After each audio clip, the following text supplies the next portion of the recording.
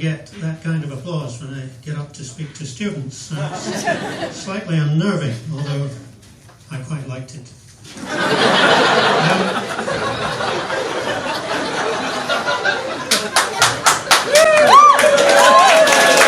Now look, come on, settle down.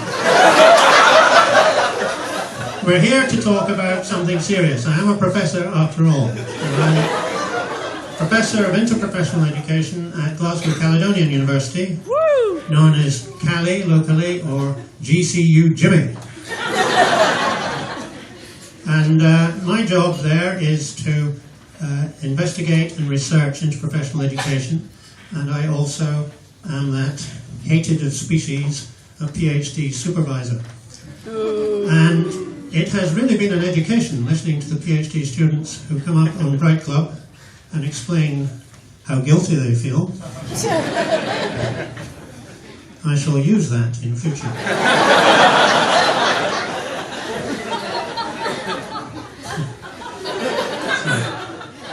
Anyway, we're here to talk about my pet interest, which is measurement and the importance of numbers. I'm absolutely staggered that somebody could come up here studying a master's and suggest that triangles should choose their own number. What the hell has happened to trigonometry since my day? Anyway, numbers are interesting, and we should not neglect them and say, oh, that's just for scientists. They are very important, and they're the foundation of research. And I get annoyed when numbers are misrepresented. The BBC had a thing called 3 is a magic number. What a load of shit. 3 isn't a scary magic number, it's just a number, the same as any other. There are other phrases that get into the consciousness which are imprecise, and they irritate. For example, the answer to the question, how many were there, is sometimes responded to by the phrase, oh, enough to shake a stick at. Oh, what's that then? I mean, what a useless piece of information. I mean, it's presumably 6 or 7.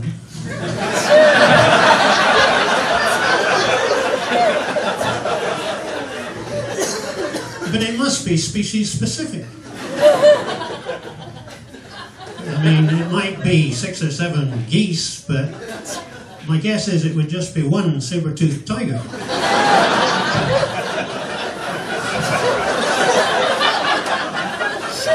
Anyway, the other thing that irritates me are phrases which are not really generalizable and are okay for some people but not others. I mean, it's discriminatory. And one of those phrases is 6 of one, half a dozen of the other. Well, what a stupid phrase. I mean, first of all, you've got to know that a dozen, and then you've got to multiply it by a half, and then try and remember what the first thing was you're supposed to be comparing against. And what if you're with a group of bakers? They presumably say, 6 of one, 7 of the other. Or is it 6.5? Anyway, as you can see, it's an illogical and it irritates. The other thing, the chief culprit, I happen to have in my pocket. I shall bring it out. Here it is here. This is the hundreds and thousands which you can buy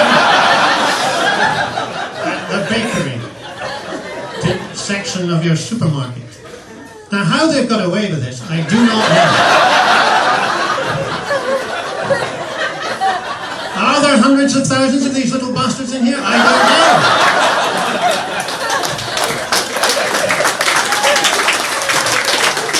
I have studied the writing. Guess what? It says hundreds and thousands.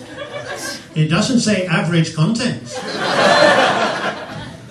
Now, I wonder, well, how would you check that? What would you need to do if you're going to check how many there were actually in there? Well, you could probably pour out about a gram and then painstakingly, without sneezing,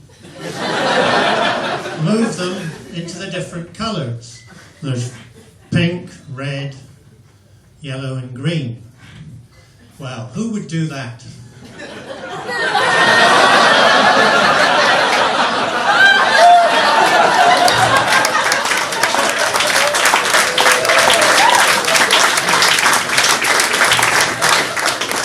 I have to thank my research assistant,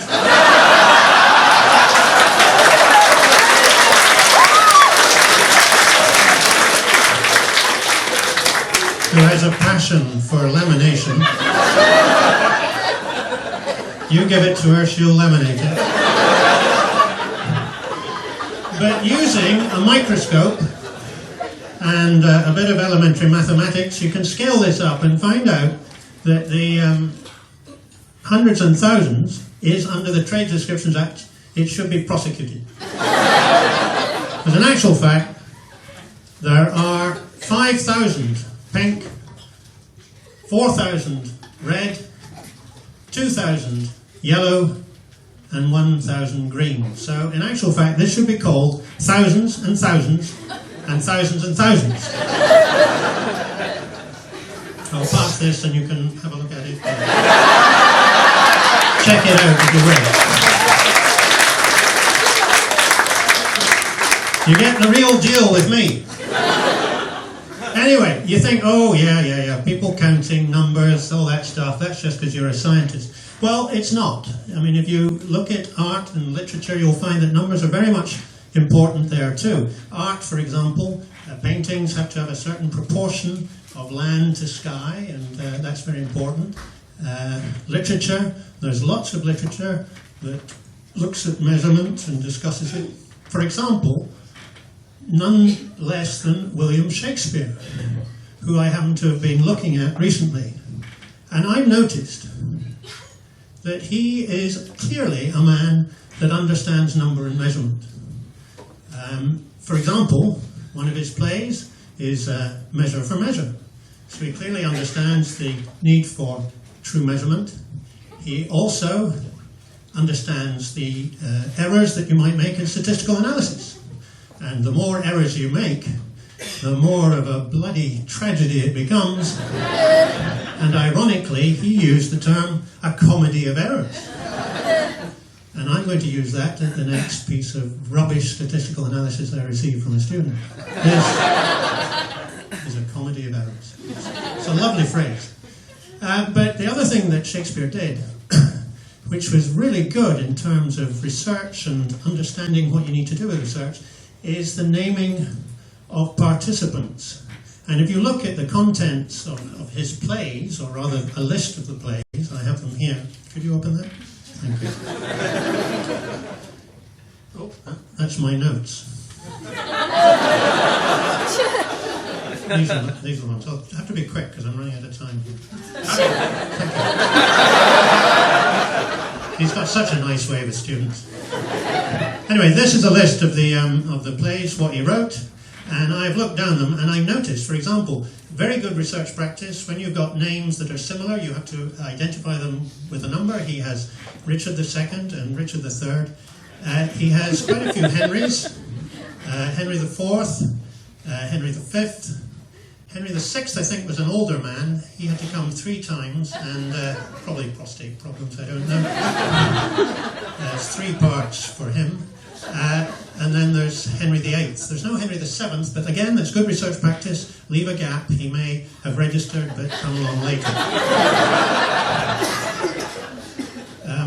Okay, now I'm coming to my sort of build-up to finish here. I'm going to try and break a record here in First Club. The only person to use confectionery and try and get 17 names of Shakespeare plays in one 8-minute routine. So I'm going to finish with 3 plays. See if you spot them. So, I would like to say thank you very much, and I hope that I've delivered this set as you like it. Way! And that all's well that ends well. Way! And if you wake up tomorrow thinking, what was that bloody nonsense I listened to, it might just have been A Midsummer Night's Dream.